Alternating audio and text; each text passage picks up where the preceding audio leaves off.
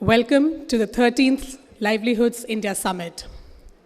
It is my honor and privilege to introduce the inaugural panel for today, comprising of eminent guests. I invite on stage Ms. Pooja Gaur, Vice President, Access Development Services.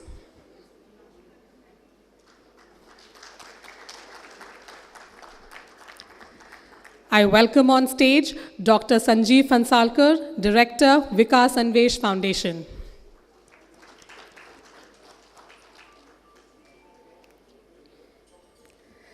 And it's my privilege to welcome Mr. B.B. Swai, Secretary, Ministry of Small and Medium Enterprises, Government of India.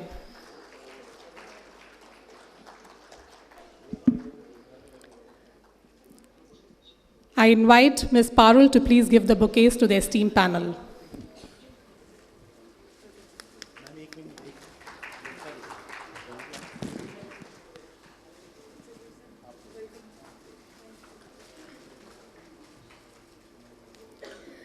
May I now request all to stand up for the national anthem, please.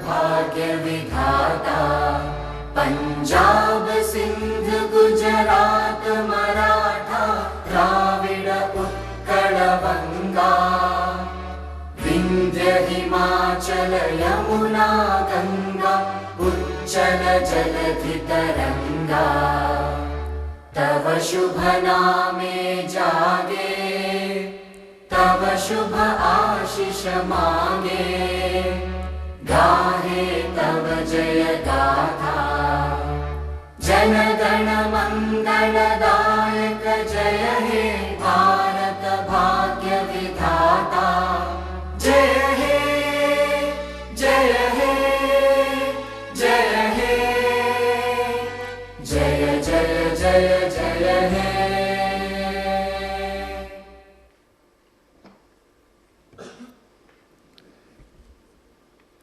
On behalf of Access, it's my privilege to welcome you all to the 13th Livelihoods India Summit, organized with Niti Aayog as the co-host. I now invite Ms. Pooja Gaur to deliver the welcome address.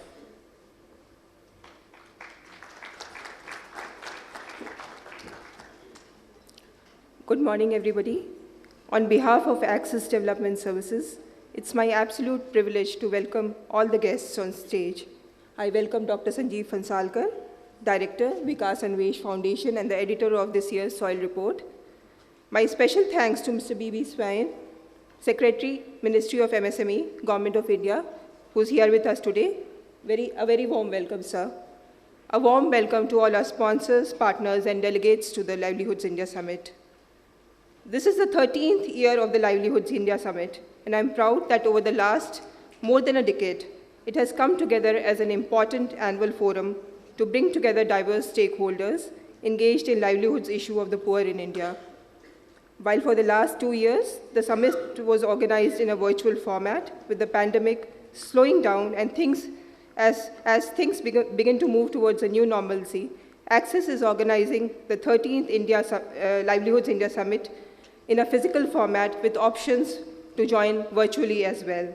The 2-day summit delves into multitude of challenges that the poor face in strengthening their livelihoods. Through dialogues, discussions, and debates in various sessions, the summit offers valuable recommendations. Across the 2 days, the policy environment is scanned, large livelihood programs and their impact is examined, potential of institutions, both public and private, to impact the livelihoods of the poor is assessed, shifts in the environment and trends that advance or impede the prospects of the poor are analyzed. The summit also provides an excellent platform for sharing of experiences of diverse stakeholders for cross-learning. Given the broad livelihoods landscape, discussions around livelihoods can never be complete. This year, across the 2 days, through 17 sessions on wide-ranging themes, touching many aspects of livelihoods promotion have been planned, with over 80 speakers speaking through the sessions. As always, we expect the debates to be lively and some great outcomes, conclusions, and recommendations that have become the hallmark of the summit. The summit format this year is to have fewer generic plenaries, but several topical and relevant thematic tracks and technical sessions for delving deeper into issues. As per tradition, the annual State of India's Livelihoods report will also be released at the inaugural session of the summit, with the editor, Dr. Sanjeev Phansalkar, presenting the summary of the report. The awards presentation for the popular FPO Impact Awards, now in its 5th year, will be organized in the valedictory session tomorrow. For several years, Axis has been running an important sub-initiative under the banner of Sitaram Rao Livelihoods India Case Study Competition. Every year, around a topical theme, Axis invites stakeholders to submit cases, and through a rigorous jury process, best cases are selected. The theme for this year's case study competition is Climate Resilient Livelihoods Models. While the 10 best cases have been brought together into a compendium, the 3 best case study authors will be felicitated and awarded in the valedictory session tomorrow. This year, Axis is also taking a unique initiative of recognizing, celebrating, and felicitating CSOs that have been enabling economic empowerment using innovation and excellence for over 25 years. These development catalysts will be felicitated in an exclusive event scheduled today evening. We are overwhelmed with the support from a wide range of stakeholders, technical partners, track partners, and sector leaders who contribute to the discussions across panels, and a large number of delegates who participate in the summit every year. We appreciate the support of all our sponsors and partners who continue to invest financial as well as intellectual resources in the summit. Every year, we are fortunate to welcome new sponsors and partners who come on board and hope they find value in associating with the summit. I hope that the knowledge shared through the summit sessions today will contribute to research, practice, and further dialogue on livelihoods initiatives for the vulnerable, as we anticipate that the Livelihoods India Summit will provide an accessible and common platform for policymakers and practitioners alike. Once again, it's great that we are meeting after a gap of 2 years in person, and wishing you all a very happy New Year. I hope the 2 days are interesting and exciting for all of us. Thank you.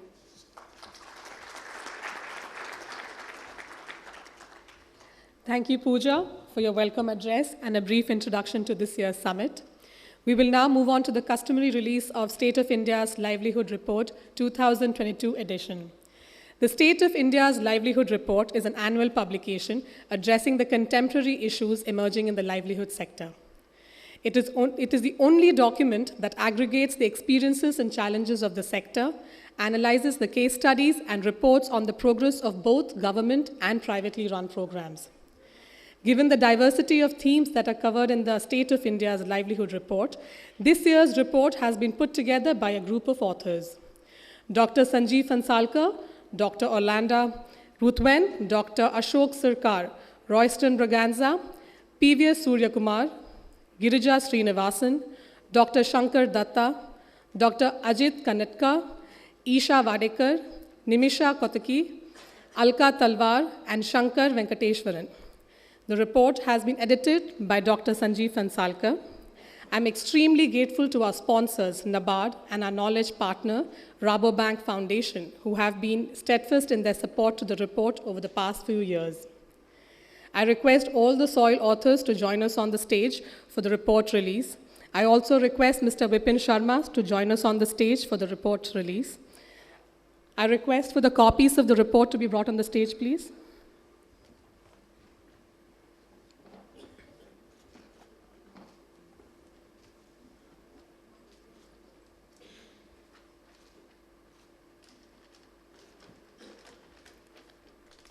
I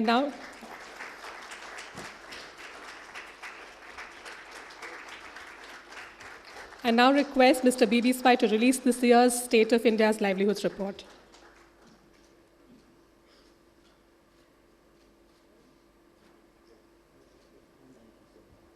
I now request Dr. Sanjeev Phansalkar to share the key highlights from the State of India's Livelihoods Report 2022 on behalf of Axis and all the authors. Good morning. Mr. Swain, Ms. Gaur, Bipinji, Ajit, and several friends in the audience. It's my pleasure to be here and to speak about the report which I had the good fortune to edit. It would be an exaggeration to say that I have done full justice to the role of an editor, since many of the topics have been written by experts and involve a lot of technical stuff which was beyond me. So anyway, I tried to do as good a job as I could. I'm going to talk about the report in the following manner. First thing, of course, I have been, as a lay reader, I have been appreciating this report for the last 12 years. Now, this is the 13th. During the course of my career at Tata Trust, and so on, we used to look forward to this report. So it has been a kind of tradition, and it's always a very readable and educative collection of articles, case studies, things like that. So I compliment Access for having brought it up this year. This year's report covers a wide spectrum of things. Economic analysis of the livelihood situation as done by Orlando and Ashok Sarkar. Shankar Datta has worked a great deal on millets and talks about livelihood from the millet sector. Girija has worked on gender dimensions of the livelihood and in the FPOs and so on. So diverse topics have been brought together.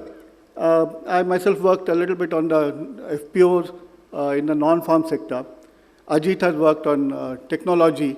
So it is, the issues involved are fairly complex, and it's difficult for me to run down the whole set of issues in the next 10 minutes. What I'm going to do is very quickly recap, provide a backdrop for the discussion, which I think will be useful. This backdrop should be useful, and provide a very quick recap of the key issues raised by some of the papers, and some points for regarding future action. There is a bee in my bonnet, and that bee will become visible when I go to the last slide. All right. So this is the kind of backdrop, the canvas which I call. The recent report of the UNDP and so on said 415 million people have been pulled out of acute poverty during the 15-year period 2004 to 19. I think that's a stupendous achievement. But perhaps 300 million remain in acute poverty, and pulling them out is the major task. So in a sense, it's not very difficult to be pessimistic about it, but I hope to avoid all pessimism about this. In my view, there are 4 types of poverty. Urban poverty, the poverty in the rain shadow regions in the country, the poverty in the tribal heartlands, or what I have called in my book the Central Indian Tribal Belt, and the flood-prone regions. In my mind, the last one is the most daunting, and I'll come back to that. That's the bee in my bonnet. I'll come back to the poverty in the flood-prone regions of this country. Obviously, with rising population, the operational holdings have been falling, a point which both Shankar and Ashok have made. Large-scale circular migration, something that we have been missing, discussion on that has been missing, because circular migration was never a category in the census, and therefore there were no data. And there's no data, there's no policy. So circular migration came as a big shock during COVID. And now nobody can deny it, because it's a kind of elephant in the back room, so you can't deny it anymore. The social media, electronic media has reduced the rural isolation, and the aspirations are rising. That's a major problem for the livelihood promoters. And the other major issue they have to deal with is no longer one can talk only about income, but they have to talk about multidimensional poverty. Earlier on, the task was perhaps easier, and therefore livelihood programs were called income-generating programs. Now you can no longer talk about that. You have to talk about multidimensional poverty. Resources risks and climate risks these are fairly commonly understood issues. Digitalization and the impact of digitalization, which Ajit and Isha have worked on, and it is a new thing and causing substantial changes in the way people perceive the task of livelihood, and they ought to be perceiving that. Finally, the newest thing that is happening in this country is a huge expansion of the road networks and the improved logistics, which should create possibilities of distributed manufacturing and things like that. And as Rohini ji would say, the last point which I want to bring about is that the development now needs to incorporate Samaj, Bazaar and Sarkar all together. So that's the kind of canvas in which any discussion on livelihoods needs to happen, and I hope subsequent panelists and so on will take note of this kind of a canvas. The Orlando Rutwan's points in her paper, she does point out there are limits to livelihoods that can be generated in the urban industrial poles, and she has suggested that livelihoods can be generated in urban services, and I have taken a cue from that, and I believe the same thing can happen in rural services as well. But that point is valid. There is a limit on which one, on the kind of number of livelihoods that can be generated purely through industrialization or MSMEs and things like that, And the task is rather large. But distributed manufacture facilitated by improved logistics, as I was saying a minute back, is a possibility. As Shankar says, millets, and Shiv is here, Millet Mission is working very hard, and millets can generate livelihoods both because of new sorts of jobs that will come up, as well as it will contribute to nutrition and so on. Vijay Mahajan 2 years back in the Access report had talked about using MNREGA for conservation and enhancement of natural livelihood, natural resources. In his paper, he had talked about that. So that, I think, is a major important thing. Agri-entrepreneurs, which Syngenta Foundation and other people are promoting, is one useful way of looking at promoting new livelihoods and expansion in the rural services, which is, again, a point which I made in my overview section. As we move forward, as Shankar Venkateshwaran says in his report, we need to build trust between the corporate CSRs and the NGO sector. And there's his paper argues that there's a big trust deficit and the NGOs need to learn to work with CSRs. And of course, the other way around as well. My submission is that we misunderstand, perhaps, or constrictively understand the concept of civil society. We only talk about civil society largely as sort of registered formal NGOs and so on. While the whole large numbers of cluster level federations, village organizations, HRGs, etc. are also civil society organizations, and we need to bring them in discussion so far as, particularly so far as the task of promoting livelihoods is concerned. The triad which we in Transforming Rural India initiative are trying, which is to link these new forms of the civil society, the Gram Panchayats, and the local administration for better, more effective and more people-oriented use of the 15 Finance Commission funds which are now directly available to Panchayat. This triad needs to be worked about so far as going forward is concerned. There is, of course, a huge program of promoting 10,000 FPOs and so on, but being managed by people in a, what shall I say, in a mindset of the old world, in the newly developing technology-driven markets and technology-driven market access, etc. So these two things need to be managed. And a new thing that has not yet fully occurred, but open network for digital commerce.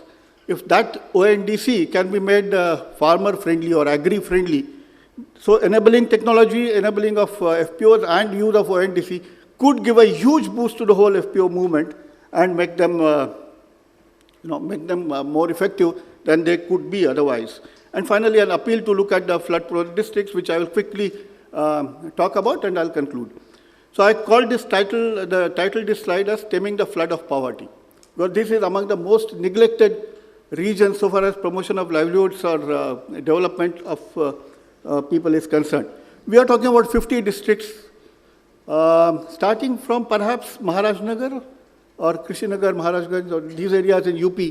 And as you go along the Nepal border and the Bhutan border and so on, coming right down to Karimganj, Hailakandi, and so on in the Assam. So there are about 50 odd districts, population of 12 crores, very high population density in UP and Bihar, somewhere touching as much as 1,600, 1,700 per square kilometer. Now that's the kind of population density of a city. But Madhubani, one single district, has 63 lakh population, and it's not a very big district. Muzaffarnagar has 65 lakh population. So these are very, very densely populated regions, and there's a huge outward migration from these regions. So they are, to use the old Marxian term, they are the reserve army of proletariat in the country. And they keep sending labor all over. Historically, the focus on these regions has been basically, so far as infrastructure is concerned, only building embankments and repairing them. That has been probably the only focus on infrastructure. As a result, these regions are very, very poorly off so far as infrastructure is concerned. So people have no option but to migrate out. And attention, whenever public policy attention goes to these regions, it's largely for relief, flood relief. Not even rehabilitation, not even, so rescue and relief, that's about all. So we need to work on them. And see, the last point, which I think goes somewhat counter to what Shankar argues, is this, these are the regions which will have virtually no industrial investment at all. Because there's no space, there's no raw material, there's perhaps only the labor available. So how do they benefit from anything about CSR? And therefore, my submission would be that it would be wonderful if governments and the corporates were to think about collaborating so that each large CSR can adopt one of these unfortunate flood-prone district, and the company CSR can concentrate on that particular district so that they get the benefit of the investment as well as the management competency of such large companies. And something can happen there. But we can't leave 12 crore people to vagaries of monsoon and floods. I'll conclude with that. Thank you so much.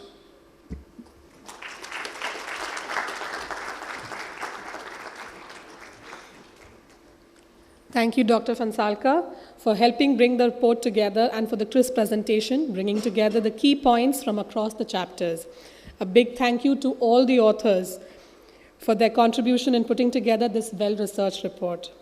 Now it's time for us to hear from our esteemed chief guest of the inaugural session. I would like to invite and request Mr. B.B. Swai to kindly deliver his keynote address.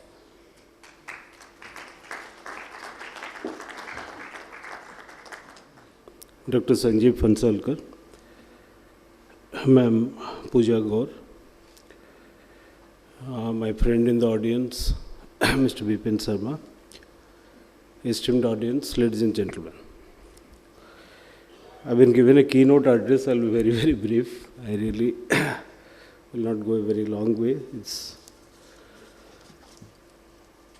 It's indeed a great pleasure for me to participate in the inaugural session of the Livelihood India Summit 2022 today.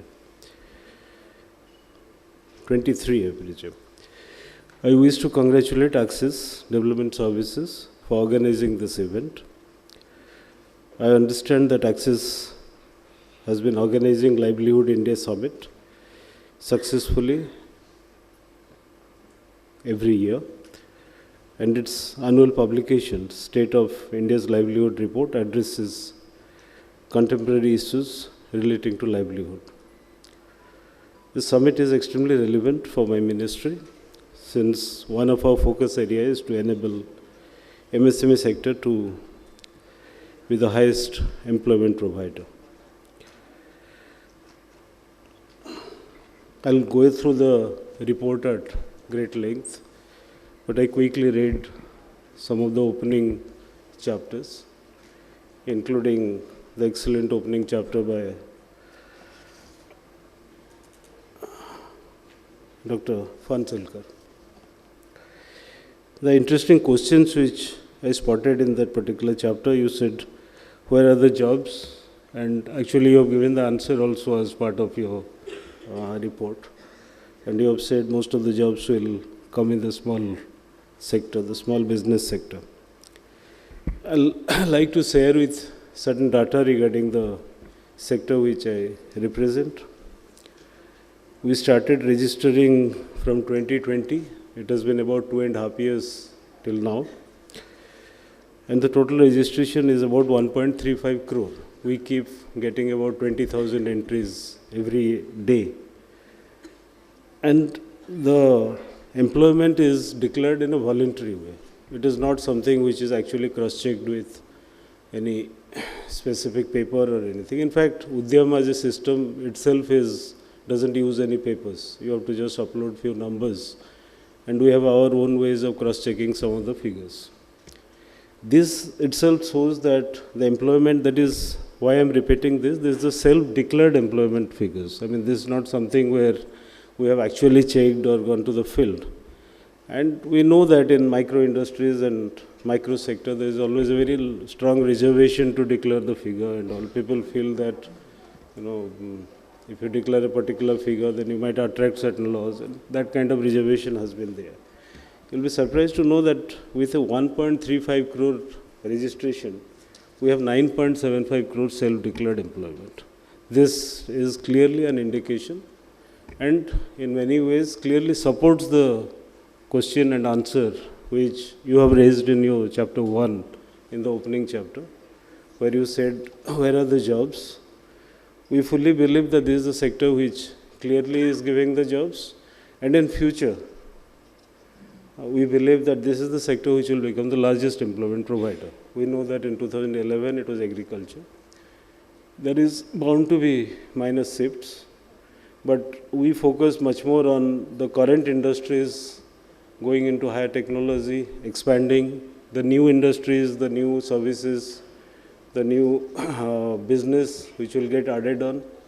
Number of factors, we have done basic calculations, and number of factors based on many models clearly indicate that in maybe 10 years, 15 years, this could be the largest employment provider. So I saw as part of your report quite a bit of a focus on this particular sector. I do appreciate it, and definitely the future as the largest employment provider is very clearly there. like to share a little bit of few actions which have been taken recently in pursuance of the budget 2020 announcement. We have started linking up this portal, the essential registration portal of MSMEs, with National Carrier Service. You'll be surprised to know that we already have 5 lakh MSMEs which are getting into this particular portal, trying to look at skilled and unskilled workers, which is also coming through another portal. The essential issue is that there's a lot of data which is getting generated, a lot of live data which is getting generated, and we probably need to link all these things up so that the benefit passes on from one sector to the other sector. When we refer to MSMEs and livelihood and employment, we need to focus on a number of issues. This entails not just skilling, but a whole myriad of initiatives spanning across access to finance, access to technology, procurement and marketing. In each of these issues, we are working, we have taken important decisions and introduced new schemes and programs, while introducing relevant changes in the existing one. One particular thing I would like to refer to is when we launched Udyam way back in 2020, essentially it is based on cross-checking with GSTN, in terms of cross-checking with PAN. And we do appreciate that quite a few of the small business do not really have PAN, and they have an issue regarding how do they register on this particular portal and how do they access credit, and what is obviously the aim of our ministry to access affordable credit. This is something which we have launched just on 11th of this particular month with SIDBI, where we are facilitating now what we call Udyam Assist.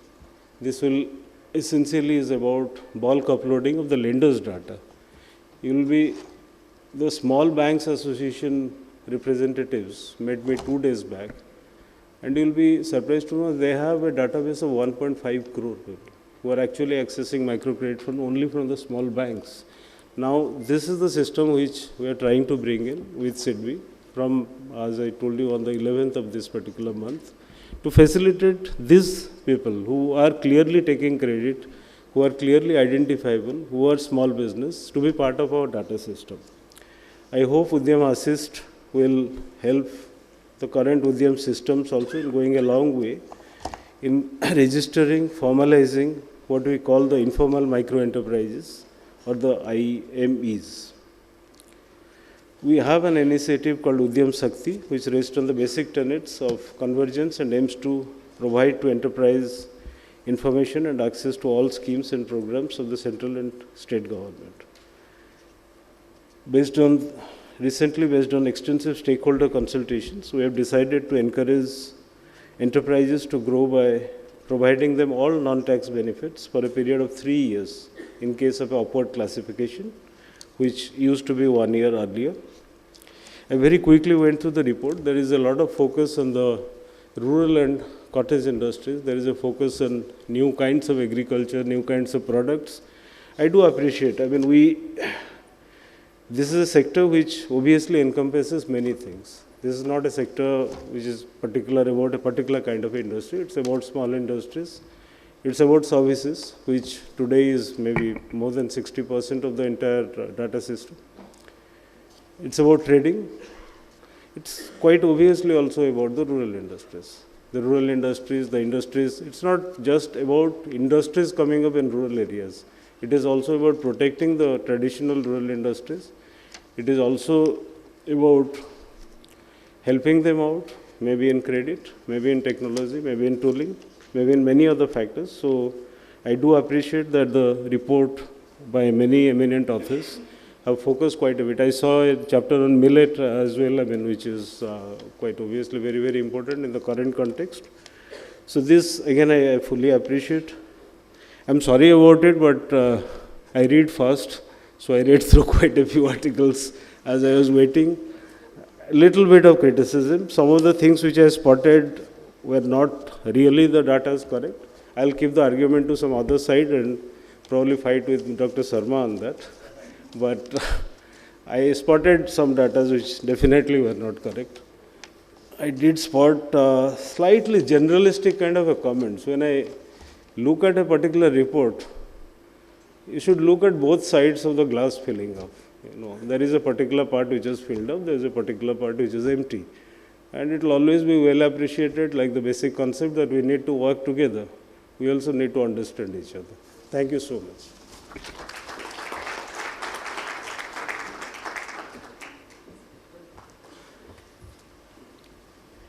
Thank you, Mr. Swai, for your insightful speech and for discussing about where the future of employment lies and how we can work together to make an impact in the community and, well, in India. With this, we come to an end of the inaugural of the two-day summit. I take this opportunity to thank the esteemed speakers. Once again, a warm welcome to to everyone present here and all those who have also logged in for the virtual platform. In addition to hosting the sessions, the summit has features like Livelihoods India Share Fair. The 13th Livelihoods India report that has just been released is available in the pen drive in the delegate kit. Those interested in the hard copy of the report may pick it up from the Access Help Desk. So here we are with a packed schedule of enriching deliberations on diversity of issues relating to livelihoods of the poor. We will now begin the opening plenary, so I request you all to kindly remain seated. Thank you, everyone, and thank you so much, sir.